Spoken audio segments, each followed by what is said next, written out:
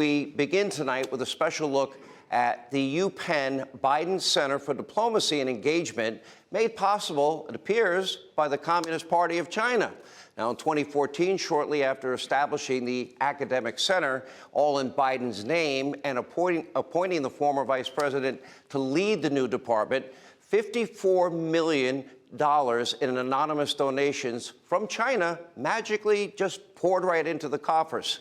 Now, last year, a government watchdog demanded that these sketchy donations be investigated out of national security concerns. And now, lo and behold, breaking this week, a trove of top-secret classified documents, including sensitive, compartmented information from the Obama administration. They were uncovered in a private, unsecured office at the Biden Center for Diplomacy and Engagement in a folder that was marked VP Personal. Now, this reportedly includes secret material surrounding the UK, Iran, Ukraine. Now, to put it simply, thanks to Joe Biden, America's most sensitive secrets were floating around in an unsecured office that was bought and paid for by the CCP. Now, perhaps something nefarious is at play, or maybe it's Joe Biden. He's just like Sandy Berger. He was sloppy, just being sloppy. Remember Sandy Berger? He took documents, he shoved them down his pants, his backside, in his socks, and everyone said on the Democratic side, he's just sloppy. He didn't do it on purpose. It accidentally fell into his pants.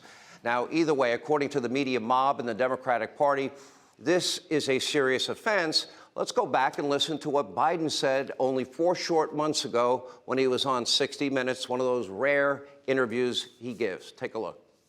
When you saw the photograph of the top secret documents laid out on the floor at Mar-a-Lago, what did you think to yourself, looking at that image? How that could possibly happen, how anyone could be that irresponsible. And I thought, what data was in there that may compromise sources and methods? By that, I mean names of people who helped, or et cetera. And it's just totally irresponsible. How could anyone be that irresponsible? All right, tonight maybe Biden should be asking himself that question. Now, of course, Joe Biden, he doesn't need to defend himself. Why should he? He's got Don Lemon, he's got Liberal Morning Joe, he's got the ladies of The View, he's got 2 fake news networks, MSDNC, fake news CNN, he's got the Washington Post, the New York Times, 3 networks, ABC, CBS, NBC, and dozens of other outlets that are more than happy to defend the president against all odds. Take a look. The Department of Justice is reviewing classified documents found at a personal office for President Joe Biden. This discovery appears to be very different from what happened at Mar-a-Lago. We'll explain. This is going to be politicized. I imagine it is already been politicized by those on the right and the former president. Well, we all know that Trump is a liar and a thief. You know, we know that.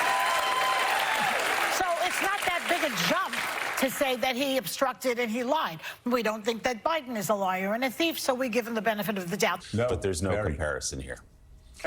All right, so this is what the kids would call false equivalency, or what Aristotle and many of his writings would call malarkey, and I agree. All right, for 2 long years, there was no oversight at all of the Biden administration, not from the Democratic House and Senate, not from the politicized DOJ, certainly not from the media mob. But that is all about to change. And by the way, not a moment too soon.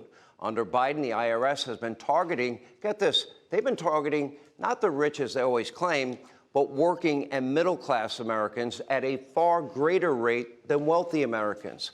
And make no mistake, this will get even worse if Biden gets his way and more than doubles the size of the IRS with 87,000 new agents, more than double. Now, of course, the IRS will need all the help it can get to squeeze Americans to pay for Biden's out-of-control spending. But now, not only is Biden coming for your paycheck, but he's also coming for your stove. You heard me right. That's right. The White House is now attempting to ban all gas ovens and burners. That's like half the country. Maybe we'll get Joe Biden stoves delivered to our house for free.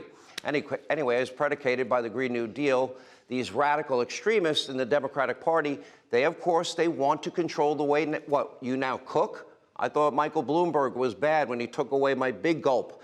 But they want to control the way you eat, the way you travel, the way you power your home, the way you power your car. What about your chainsaw, your lawnmower, and God forbid if you ever used a leaf blower? They want to control every aspect of your life from cradle to grave, womb to the tomb. Now, seemingly, the only thing they don't want to control is our southern border. Now, Biden is even taking down barriers in Arizona, all while building his own wall around his beach house. Apparently, he thinks walls work in Delaware. Now, the president must be held accountable. And tonight, there's really one group of people that are now ready to put in checks and balances to his power. And they're sitting in this room tonight. Hey, Sean Hannity here. Hey, click here to subscribe to Fox News YouTube page and catch our hottest interviews and most compelling analysis. You will not get it anywhere else.